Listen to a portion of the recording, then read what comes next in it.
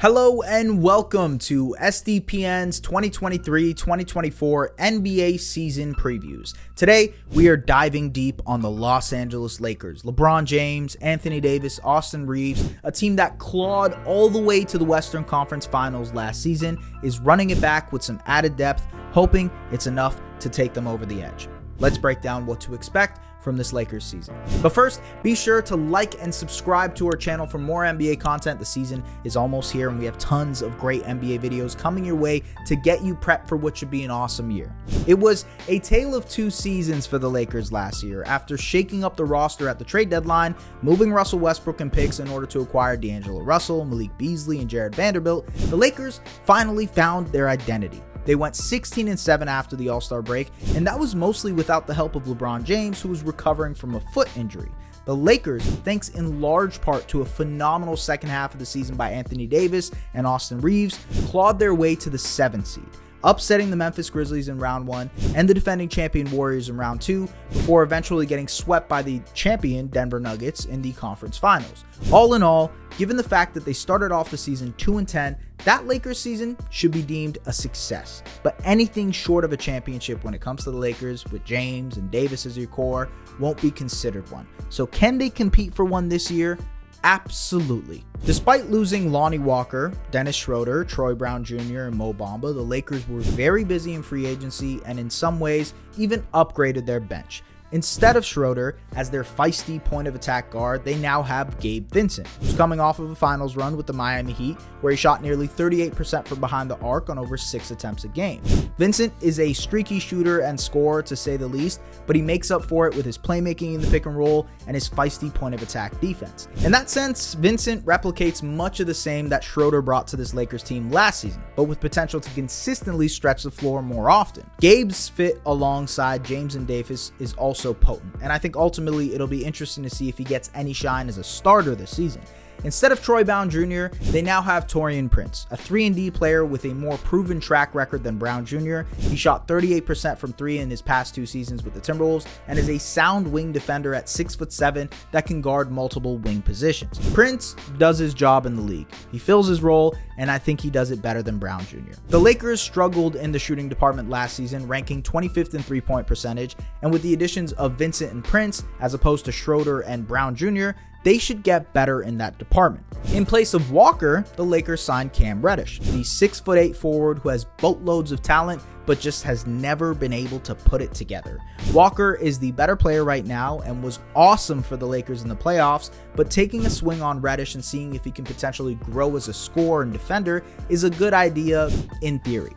Reddish has never gotten consistent playing time anywhere he's been so far. He's played for 3 different teams in his 4 seasons in the league, and much like Walker, can be a good reclamation project for the Lakers. Besides, playing alongside other stars, maybe Reddish can fill into a role as a 3-and-D guy, although he hasn't been consistent in the shooting department either. And instead of Bamba and Wenyen Gabriel, the Lakers now have Jackson Hayes, a big man who spent the first 4 seasons of his career with the Pelicans, receiving inconsistent playing time and falling in and out of the rotation. Hayes isn't a perfect player. He's 6'11", but he's not necessarily an elite rim protector, although he can deter shots. He's tried expanding his offensive game as a shooter, but hasn't been able to make defenses pay much.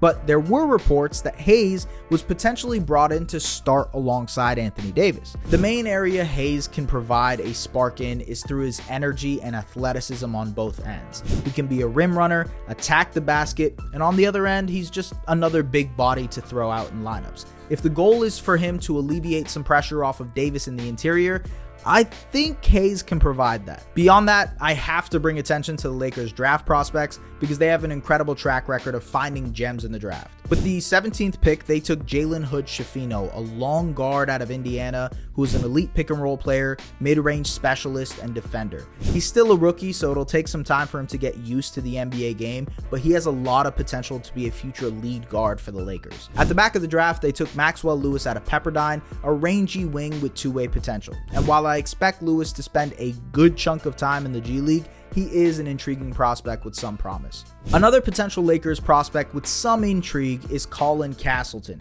the big man who spent time in college with both Michigan and Florida. Castleton showed out in the Summer League as a potential playmaking hub, making plays out of the high post, showing off a really nice feel for the pro game. The Lakers are a little thin in the front court, so maybe Castleton gets some run with the squad on top of his G League duties, but maybe that's something to watch for. I also would be remiss to not mention Max Christie, a second-year wing who looked really good for the Lakers in Summer League. If he can crack the rotation as a shot maker and potentially creator and defender, man, that would be huge for the Lakers this season. But the most intriguing player to watch next season for the Lakers has to be Austin Reaves. Reaves really came into his own in his second season with the Lakers, especially in the second half of the year when he became a permanent starter. After the All-Star break, he put up 17.6 points on 58, 44, 87 shooting splits while being the primary facilitator and pick and roll initiator for the Lakers with LeBron out. Reaves is the perfect complementary player next to stars because he can play off the ball and he's a good shooter and cutter. He's a willing passer and playmaker, and he's developed quite the knack for probing, manipulating, and drawing fouls. He's made an impact this summer with Team USA as well as one of their lead guards off the bench, and the momentum is building for him to have a big third season. The Lakers will need Reaves to do that because they were at their best when he was alleviating some pressure off of James while establishing a potent two-man game with AD. The same can be said for Reaves' backcourt mate D'Angelo Russell, who like Reaves signed an extension to stay in Los Angeles. Russell was streaky in the postseason for the Lakers, but his importance as a shot maker for them can't be overstated. He helped them in numerous playoff games with his floor spacing and extra creation juice, and they'll need him to do that consistently more this season. The question that remains will be how the Lakers can defend with the smaller backcourt of Russell and Reaves. With Vincent and Prince on the roster now, plus Hayes, the Lakers' defensive nucleus improved. And of course, the importance of Rui Hachimura can't be overstated. He was just tremendous for them as this release valve, as this secondary scorer in the playoffs, and just his ability to play multiple positions in the front court is going to be huge for this Lakers team moving forward. And as long as they have Davis and James, they can always clean things up on that end if they commit to it and are healthy. Which leads me to the biggest factor heading into this season for the Lakers: health for their stars. Both AD and LeBron fought through numerous injuries to play in the playoffs last year for the Lakers, and they will need to be healthy for Los Angeles to have any chance to make a deep playoff run again this year. James is entering year 21, a feat only 6 players have been able to accomplish before him. The time is ticking on his career and on his window to secure another championship. As for AD, he became the focal point of everything the Lakers did last season, both offensively and defensively, and they are at their best when he is healthy and he is the main guy.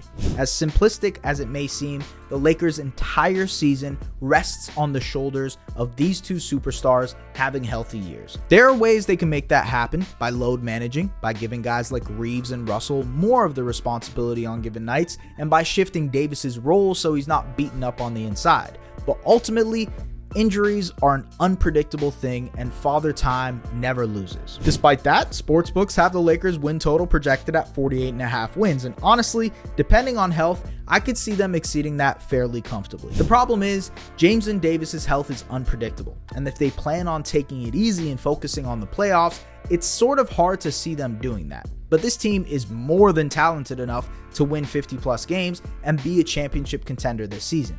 It's all about health. So, what do you think? Let us know in the comments, and as always, do not forget to like and subscribe to our channel. We really appreciate your support. Take care.